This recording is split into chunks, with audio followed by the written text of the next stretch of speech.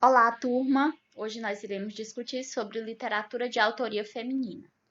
Ela surge no Brasil, por volta de 1970, no contexto do feminismo, que fez emergir uma tradição literária feminina até então ignorada pela história da literatura.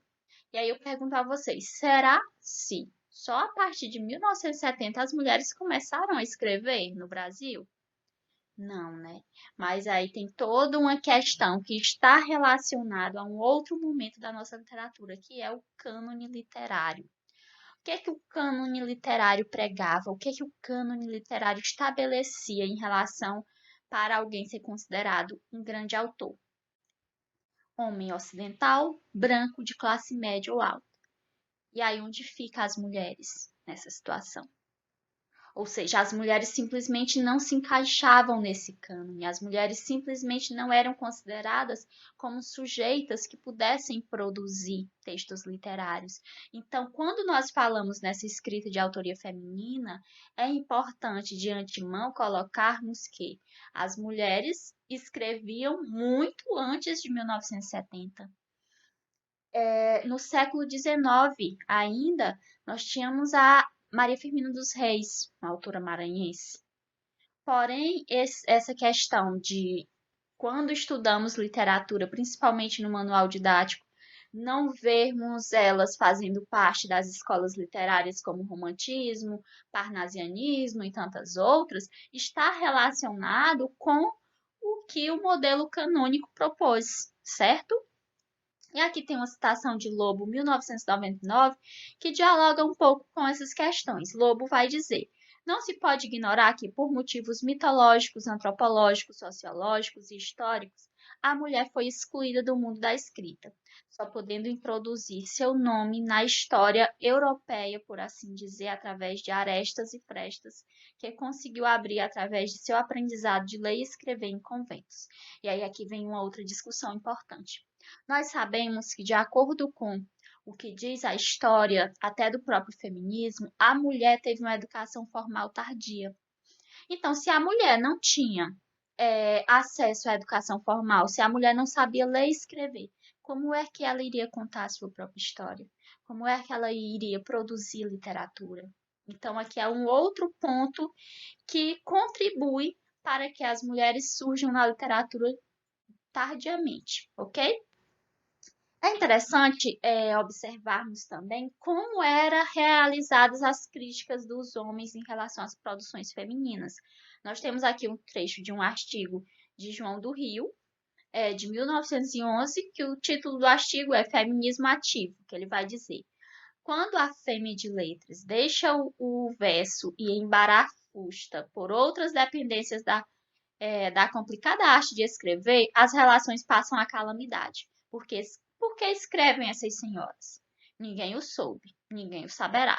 Com certeza porque não tinham mais o que fazer, como a duquesa de Dino. Mas elas escrevem, escrevem, escrevem. Então aqui a gente já observa esse olhar discriminatório em relação à escrita feminina. Ou seja, lá no início do século XX, a mulher se colocar como escritora, buscar produzir literatura, era considerado como algo para se indagar por parte da figura masculina, né? Por que que as mulheres escrevem? Quais as razões que elas têm para escreverem? E aí, dessa forma, são posicionamentos críticos, né, como esse, moeda corrente na nossa tradição literária, que tem impulsionado a crítica literária feminista contemporânea a trabalhar no sentido de desmascarar os princípios que têm fundamentado o cânone literário. Então, a ideia é exatamente desmascarar todas essas discussões discriminatórias e preconceituosas em relação ao público feminino. Por que que é sempre o outro que quer escrever a história das mulheres? Por que que é sempre o outro que quer produzir literatura falando sobre mulheres? Por que não as mulheres escrever suas próprias histórias? A intenção é promover a visibilidade da mulher como produtora de um discurso que se quer novo, um discurso dissonante em relação àquele arraigado milenarmente na consciência e no inconsciente coletivos, inserindo-a na historiografia literária. Então, a ideia da visibilidade a essas sujeitas, porque quando o outro escreveu, a nossa história, quando o outro produziu literatura falando sobre nós, o que tínhamos muitas das vezes era a reafirmação de certos estereótipos. Um exemplo disso é a obra O Postiço, de Aloysio Azevedo. E não é só nessa obra que nós temos vários estereótipos em relação à figura feminina, a hipersexualização da mulher negra, por exemplo. Tantas outras obras se apresentam dessa forma, a partir dessa estereotipia do olhar do outro. No livro Histórias Literárias de José Veríssimo e Silvio Romero, nos deixam a impressão de que o mundo da literatura era povoado somente por homens. Então, é muito delicada, né, essa questão de pensarmos que existem teorias produzidas sobre essa história da literatura, mas que nessas teorias é apresentado basicamente a produção literária masculina. E as mulheres? Onde elas ficam em meio disso? De um lado, a crítica literária, antes de domínio quase exclusivamente masculino, passou a ser praticada por mulheres. De outro, estas passaram a escrever mais como literatas, livres dos temores da rejeição e do escândalo. Então, é a partir também desse processo da crítica literária que as mulheres começam a produzir textos como críticas, né, que elas vão buscando conquistar o seu espaço dentro da literatura. Viana, 1995, vai nos dizer: as isoladas aparições de mulheres escritoras nos anos de 1930 e 1940 na lista de escritores consagrados dão lugar, nos anos de 1970 e 1980, a uma explosão de publicações. Raquel de Queiroz e Cecília Meirelles, ao serem reconhecidas nacionalmente, abrem as portas das editoras a outras escritoras, mas é Clarice Lispector quem abre uma tradição para a literatura da mulher no Brasil, gerando um sistema de influências que se fará reconhecido na geração seguinte.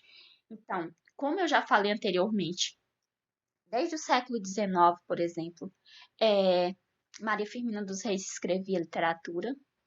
No início do século XX, nós temos mulheres que produzem literatura, só que é a partir de 1970 a 1980 que há uma explosão em relação às publicações dessas mulheres, com Raquel de Queiroz e Cecília Meirelles. Então, se observarmos que temos uma história de literatura brasileira em que desde 1500 ela existe, né? E só a partir de 1970, 1980, as mulheres começam a ser reconhecidas como escritoras, terem suas obras publicadas, é muito recente isso. Então, é algo que nós precisamos pensar sobre o assunto. E nós temos a fase da literatura de autoria feminina. A primeira fase, né, tem como características imitação e internalização dos valores e padrões vigentes. Essa fase inicia-se com Úrsula, a obra Úrsula de Maria Firmina dos Reis. Então, nessa primeira fase, a fase feminina, nós temos ainda uma produção literária escrita por mulheres que buscam uma internalização dos valores dos padrões vigentes. Quais eram esses padrões? Padrão de acordo com o discurso patriarcalista, certo? E aí nós não podemos chegar para julgar essas mulheres por conta dessas produções que internalizavam esses valores. Por quê? Porque essas mulheres foram criadas nessa sociedade patriarcal. Elas desde muito cedo ouviam esses discursos patriarcalistas. Então a sua escrita vai refletir no que elas ouviram a vida toda. Nós temos uma segunda fase, que é a fase feminista, que tem como características protesto contra os valores e padrões vigentes e a defesa dos direitos e dos valores das minorias. Aqui as mulheres já começam a surgir, mostrando que através da literatura, através da arte, nós também podemos lutar e reivindicar os nossos direitos. Essa fase feminista inicia-se com Clarice Lispector, em 1943. E temos também Lia Luft, Márcia Dence, Nélida Pinhon, que são algumas escritoras que fazem parte da fase feminista.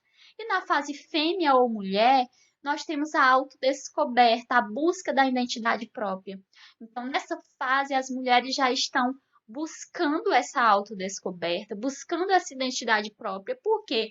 Porque essa identidade, durante muito tempo, foi construída a partir do olhar masculino. Então surge a mulher como escritora para buscar essa identidade, para buscar essa autodescoberta, ok? E os rumos? Gente, eu trouxe isso aqui porque eu achei de uma certa forma muito significativo.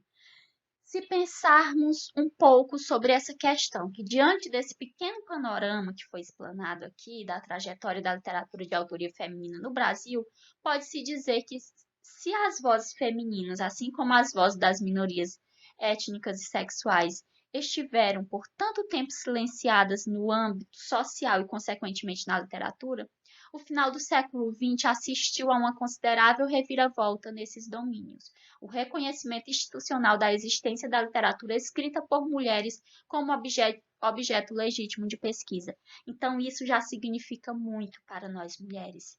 As produções literárias escritas por mulheres serem consideradas como legítimo objeto de pesquisa, serem estudadas nas instituições de ensino, porque isso também é algo muito grandioso para nós. Sabermos que o que nós fazemos é pesquisa, é ciência, ok?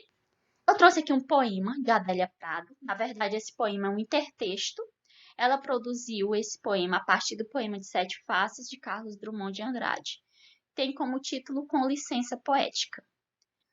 Quando nasci, um anjo esbelto, desses que tocam trombeta, anunciou: vai carregar bandeira, cargo muito pesado para a mulher. Esta espécie ainda envergonhada.